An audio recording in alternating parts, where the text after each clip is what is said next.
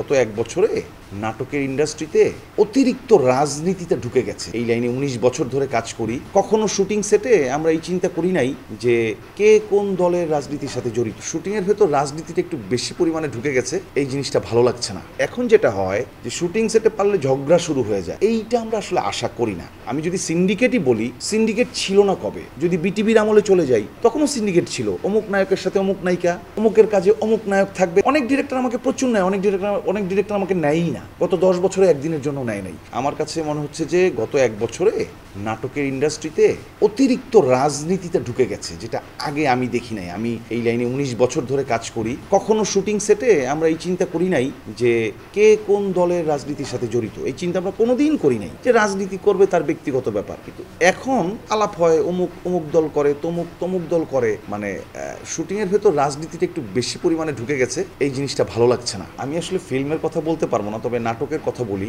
যে হয় না যে একসাথেই আগে শুটিং করছি, একজন হয়তো একটা দলের রাজনীতির সাথে যুক্ত, আরেকজন আরেকটার সাথে যুক্ত, কিন্তু কোনো ঝগড়া ছিল না। একসাথেই শুটিং হচ্ছে, আড্ডা হচ্ছে, যে যার মতো রাজনীতি করলে করলো, না করলে নাই। এখন যেটা হয় যে শুটিং সেটে পারলে ঝগড়া শুরু হয়ে যায়, আপনি ওই দলের রাজনীতি করেন, আপনি ওই দলের করেন। এইটা আমরা আসলে আশা করি না। কাজের জায়গায় রাজনীতিটা আমরা আশা করি না। রাজনীতি আপনি বাইরে করেন, কাজের জায়গায় আমরা শুধু কাজটাই করতে চাই। আমি আসলে শব্দটাকে সিন্ডিকেট বলবো না, শব্দটাকে আমি বলবো ভালো সম্পর্ক।